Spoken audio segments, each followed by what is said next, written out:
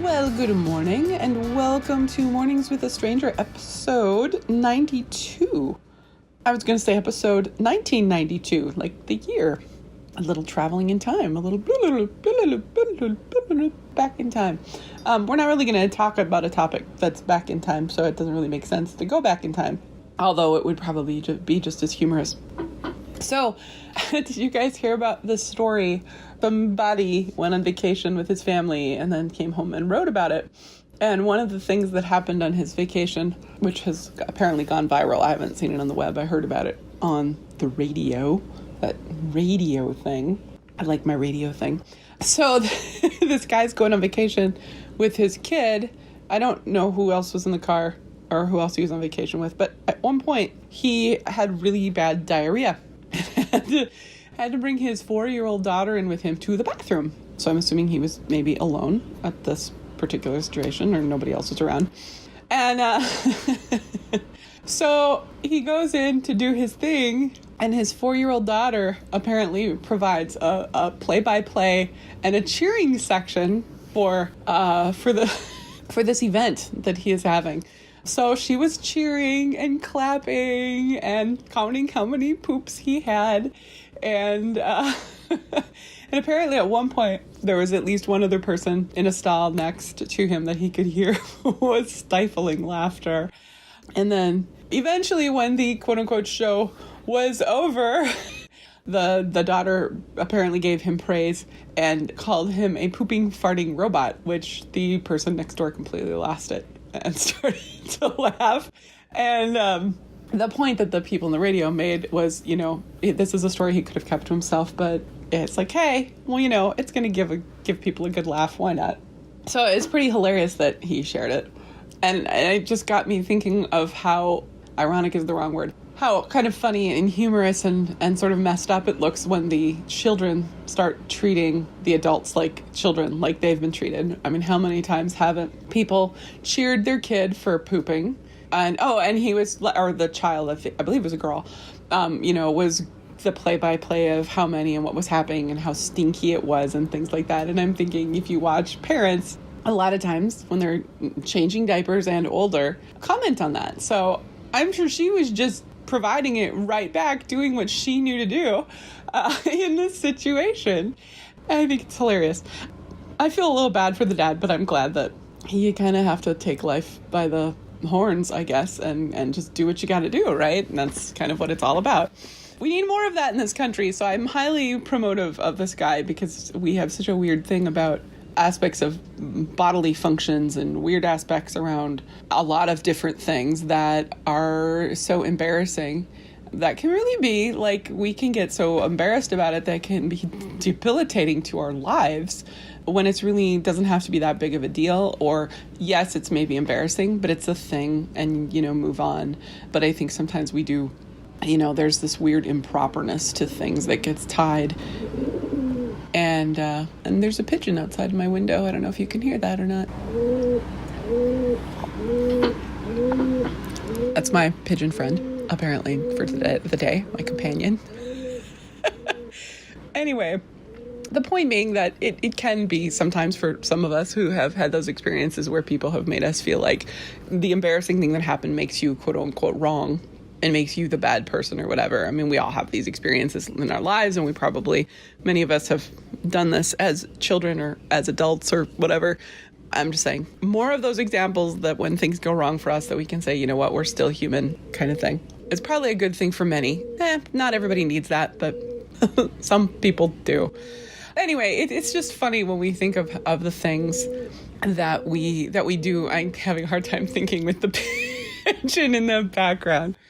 How many things we do to kids, and I'm not coming up with great examples at the moment as it's common for me, for how the way we treat kids. And if we turned it around and treated adults that way, it would look very silly and whatever. And I'm not saying that's right or wrong. I'm just saying it's quite funny when the things get turned back on us. And we see that with kids, when kids do or act like kind of either, a little adults towards a parent or say something the parent has said to the kid, and we kind of laugh at that and sort of, I guess it's funny. I don't know. I remember being a kid and being laughed at situations like that. And it felt really crappy because it was like, dude, I'm just doing what you taught, what you did. Why is it wrong or bad when I do it? And it's like, how am I supposed to learn? Not that I had this thought as a child, of course, but how am I supposed to learn what to do if the thing that I am repeating or doing, or we're supposed to learn lessons. We get this big thing. Okay, at least I heard this as a kid, of the whole, learning lessons from various people, from parents, from teachers, from church, from whatever. You're supposed to learn lessons, but then when you kind of do learn a lesson and you turn it back on the parent, but you're acting like the adult or an adult or the adult, in this case, the child was acting like the adult, not an adult. Okay. See the difference there. Either situation, you kind of get, made fun of a little bit, or, oh, isn't that cute? Or look at you trying to be a big person. And it's kind of like, well, they're trying to be in the world. They're trying to figure out how to navigate. They're using the tools that they've learned or that they've seen. And that's how we learn and grow and figure out how to navigate the world. So I always find that interesting. And I totally remember that as a kid, that coming from, again, not definitely from family, but from other places too. And I still see it with other people. And it always kind of throws me a little bit. I guess I have that feeling that really pops up in empathy for the kid and how the kid might be feeling, and in taking that and feeling like they're now wrong for doing what they saw. And at the same time, I understand why it's funny. I mean, I at least understand that it is funny.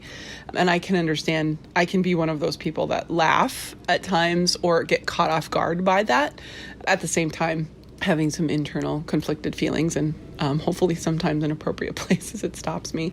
But it is interesting and cute when kids, when they do an adult thing or they repeat an adult sentence or do something in the way that they've seen it. I get that that's funny. It looks sort of slightly out of place or whatever it is that we're seeing. But the background of that is the whole still, hey, the kid probably learned it from somewhere and they're trying to navigate the world. This turned out way more serious than I meant it to be.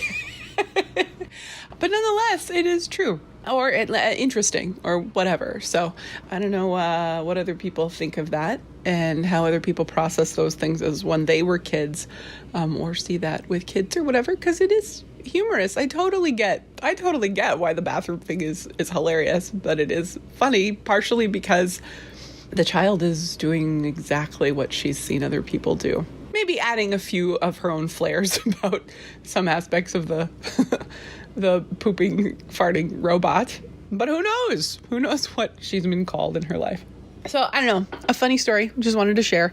Hopefully humorous and a little, what's the word I'm looking for? Introverted. No, is that the right? Wow. Okay. I'm on the first cup of tea. I really don't think I need tea to function as well as I say that it does, but it's I really enjoy my tea in the morning. I don't know if it makes my brain function as well as I want it to, but I maybe like to attribute it that, so I have my excuse to enjoy my tea because it makes me happy every day. I love the taste. Introspection. There we go. That's the word I was looking for. All right. So have a great day. Go find the pooping dad story and share it or something and read it and get more of I'll have to go read the whole thing at some point. That sounds pretty funny. Have a fantastic day. Enjoy your coffee, tea, juice, water with lemon, oatmeal. What do you have for breakfast? I need to try garbanzo beans. I keep hearing about people making garbanzo beans and making them into a lovely breakfast. And that sounds like an interesting, I'm always looking for the thing that makes me full in the morning. So I should try garbanzo beans. Anyway, it's an option. And there's other things that people put with it too. So have a great morning. Enjoy your day. We'll see you next time. Feel free to check out the rest of the podcasts at morningswithastranger.com. And there, when you are there, you can also support the podcast if you enjoy this and you're an Amazon shopper or a wannabe Amazon shopper.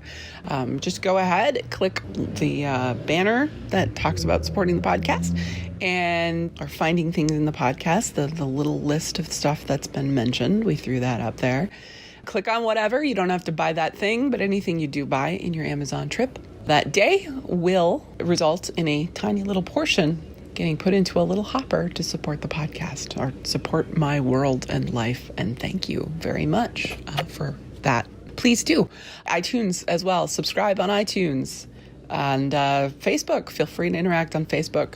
The @ Mornings with a Stranger. No spaces. All right. Have a great day. Talk to you soon.